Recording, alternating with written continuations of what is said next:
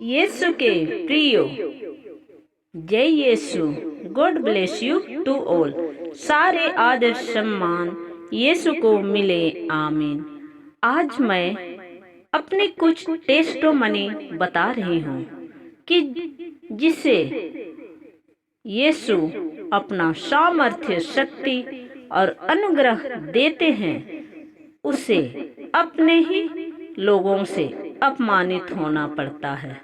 मुझे भी ऐसा ही अपने ही लोगों से अपमानित होना पड़ रहा है, बट मुझे खुशी इस बात की है कि यीशु मसीह अपने चुने हुए लोगों के द्वारा कई चिन्ह चमत्कारों से उसे साक्ष्य देते हैं कि मैंने तुमको चुना है।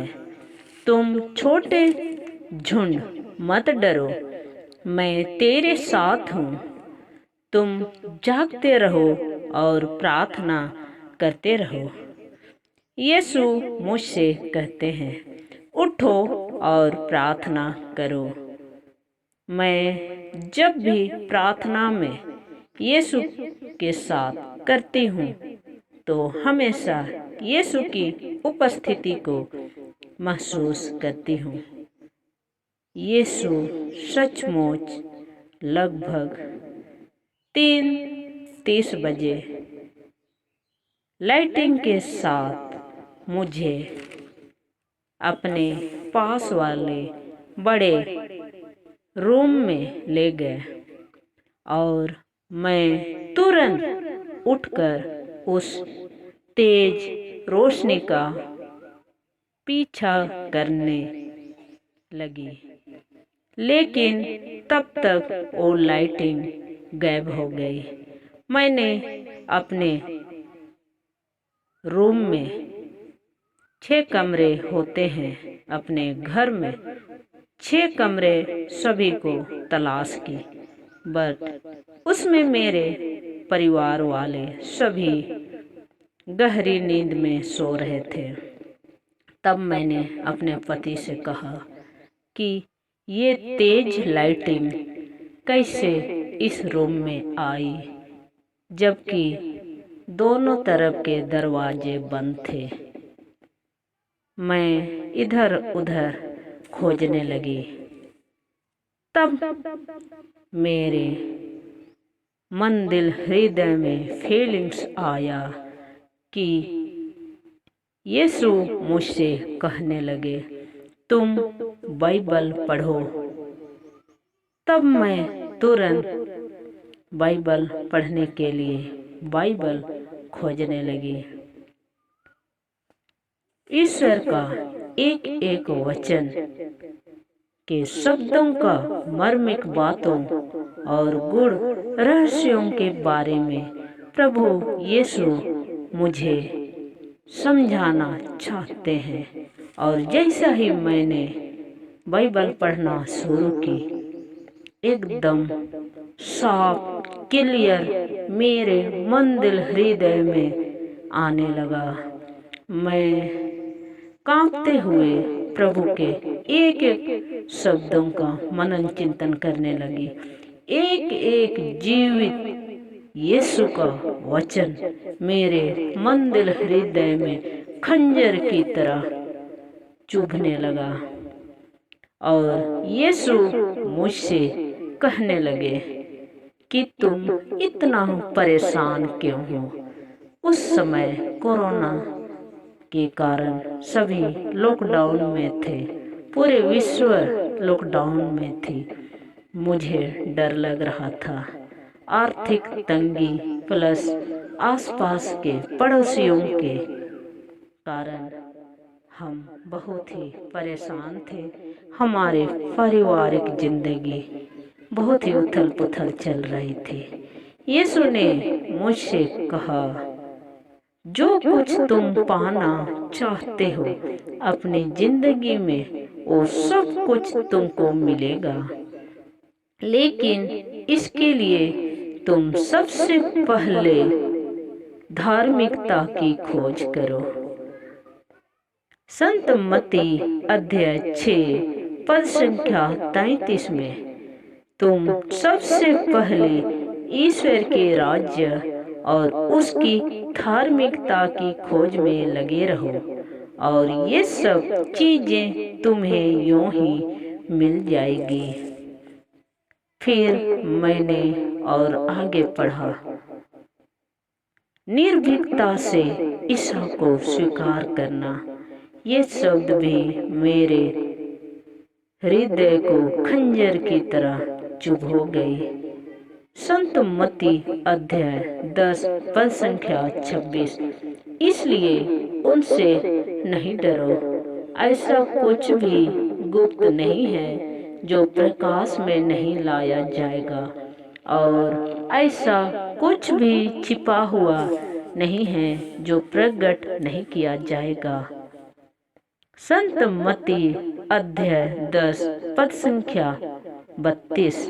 जो मुझे मनुष्य के सामने स्वीकार करेगा, उसे मैं भी अपने स्वर्गीय पिता के सामने स्वीकार करूंगा, और जो मुझे मनुष्यों के सामने अस्वीकार करेगा, उसे मैं भी अपने स्वर्गीय पिता के सामने अस्वीकार करूंगा।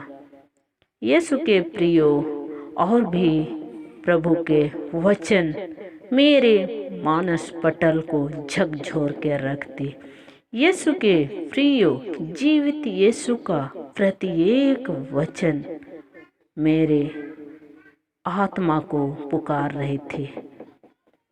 मैंने अपनी जिंदगी तुरंत यीशु को सौंप दी और कहा, हे प्रभु, ये सभी वचन के अनुसार यदि सत्य है तो आज के बाद से ही मैं आपकी धार्मिकता की खोज करूंगी। आप बताइए मुझे क्या करना चाहिए। उसके बाद मैंने कभी पीछे नहीं मुड़ा, और आज हम पूरे परिवार वालों के तरफ से और अपनी टीम यीशु बुला रहा है प्रेयर ग्रुप के तरफ से, जहाँ भी यीशु की अगुवाई होती है, हम प्रार्थना के लिए जाते हैं। संत मत्ती अध्याय 16 पद संख्या 25 से 27।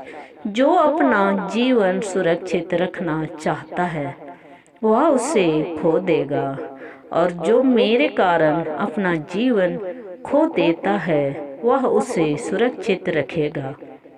अपना जीवन के बदले मनुष्य दे ही क्या सकता है।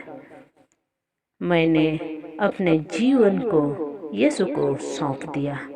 यीशु के प्रियो, सब कुछ यीशु की दी हुई जिंदगी है। सचमुच यीशु पर यदि आप दृढ़ विश्वास करते हो तो यीशु के आदेशों का पालन करो।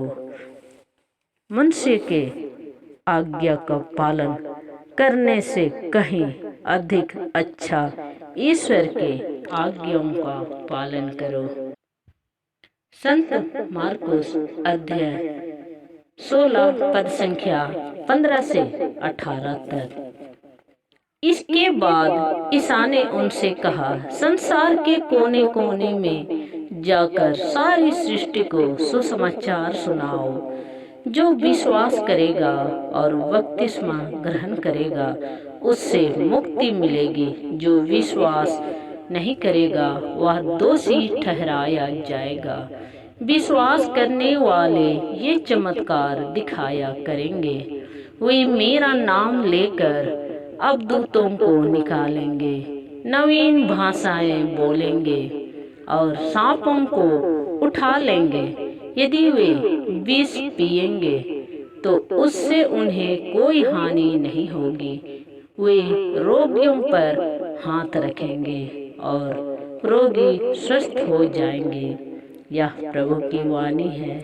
यीशु के प्रियो, मैंने प्रभु के इन जीवित वचनों पर दृढ़ विश्वास करना शुरू किया और उसके बाद मैंने सभी रोगियों जो मेरे पास आने लगे, मैंने विश्वास के साथ उसके सर पर हाथ रखा और प्रार्थना किया, तो सचमुच वे छुटकारा पाए, रोग से मुक्त हो गए और अब दूतों से ग्रसित कुछ लोग भी चंगे हो गए।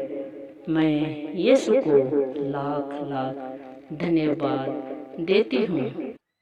मैंने अपनी सारी बातें, अपने जीवन में होने वाली घटनाएं पारिस प्रेस्ट को बताई और यीशु बुला रहा है प्रेयर भवन को उद्घाटन करने के लिए आमंत्रित किया। इस तरह से फादर आए और यहाँ पर यीशु बुला रहा है प्रेयर भवन घर में ही उद्घाटन किए। कुरिन्थियों के नाम संत पौलुस का पहला पत्र अध्याय 1 पद संख्या 28 से 31 में आप देख सकते हैं। गण्य मान्य लोगों का घमंड चूर करने के लिए उसने उन लोगों को चुना है जो दुनिया की दृष्टि में तुच्छ और नगण्य है, जिससे कोई भी मनुष्य ईश्वर के सामने गर्व ना करे। उसी ईश्वर के वरदान से आप लोग ईसा मसीह के अंग बन गए हैं।